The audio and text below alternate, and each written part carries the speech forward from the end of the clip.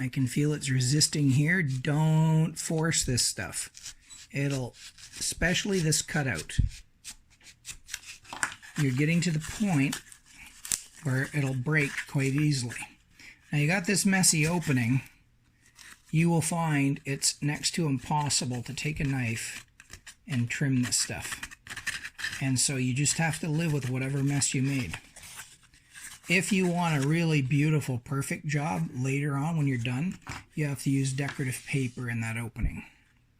Okay, so this now, minus this last cutout here, what we have to do is score these lines. So I'm going to pause this. I'll finish up and show you the scoring part. We're at the part for scoring now. Everything's all been cut out. There's a little hatch marking here. We can worry about that later. If you're worried about this stuff falling off on you, you can just take your knife, poke it in that corner right up there, and then again, back of the blade backwards, right? See which side the blade's on? So when I do this, the cut moves forward, and that marks my cut position. And I'm even going to do just slight downwards one so I can see where the ending is. Just a little bit. Scoring means not to cut through. There's only one spot here to cut through. You've got to cut through right in here. So right here, I'm going to take the blade and I'm just going to take the blade, wiggle the piece till I've joined up those corners. You'll have an arrow right here. I'm going to do it on this side. Just go in. The stuff is as soft as butter. Don't push, or the blade may scooch forward and get you really good. So right here, it's more awkward for me trying to hold it where you can see, and I can't really see my own camera as I do this. Where am I? Hello? Where's my knife? There's my hand. There's the knife. In front of me all the whole time. Yeah, so I'm just taking this and I'm cut to there. Now, I pushed kind of hard there and you see how it's puckered the paper? Those are it for cuts. Nothing is to penetrate this now at all. Scoring means to just draw a line that breaks the skin, not of the paper on top. You got to break the paper on the Bristol board itself. So I'll show you what I mean. If all you do is draw a straight line across the Bristol board, just barely breaking the paper, then it's very easy to fold on that line and get a beautiful clean fold that's still attached on the inside like a hinge. So I'm going to do my score marks. There's one here. I score. Okay. I've got another score line here, but I'm turning this piece around so my ruler can sit on the item itself. Put my blade there, score, watch. You don't penetrate. You gotta score and not go through. The other score lines are here, right there, and there. I draw once, I can't feel that I'm through anything yet. Second time, I feel the paper giving way. Third time, I know I've sliced without going through. Then, I've got this score line right here. And this one's easy to line up because it's to the edge of the material. So I do a slice, slice, slice. I nearly went through that last one. And this one here. So I put my ruler against my blade there, put the blade there, I'm lined up.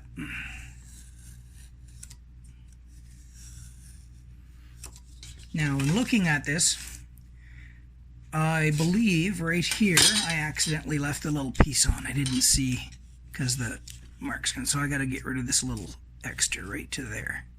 You might not even see on the camera that I've got a cut line mark there. This project is almost done. So what you're going to do is gently crack it like that. Crack it like that. Like that. This one here. And be very careful on this one. Like that. And this allows you now to take this and assemble a box.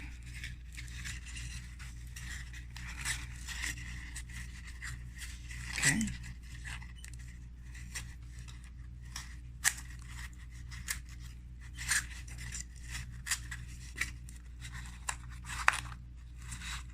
Okay. So this is going to be our box. There's two things you have to do first to get ready to make this, to complete this box. This is now the time to get the piece that says mirror backing and do exactly what I just showed you. You're going to glue it to a piece of Bristol board. All right, there should be enough kicking around from your original piece to mount this onto a sheet of Bristol board. And then you'll cut it out exactly as I said. We'll do that next.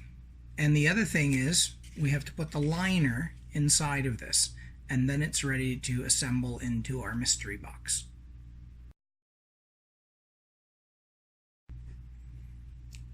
I've taken care of the mirror backing.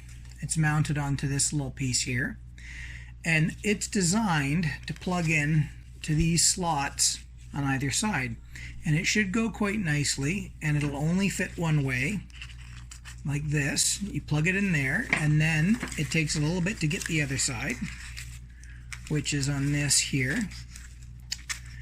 And then once you plugged it in there, this whole box should close quite nicely.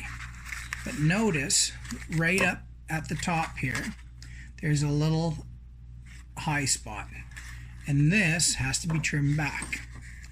Now that's a little bit tricky, but not too much, and it's easy enough to overcut. Like you don't have to try to make it fit super precise. No one will see past this closed circle here. Okay, so you'll be fine here. So you're going to take this, and you can just lie it down here like this and just cut straight down all the way through like that. And now you've got the top can close, and this can go up, and even if you overcut a little bit, this box should now close quite nicely.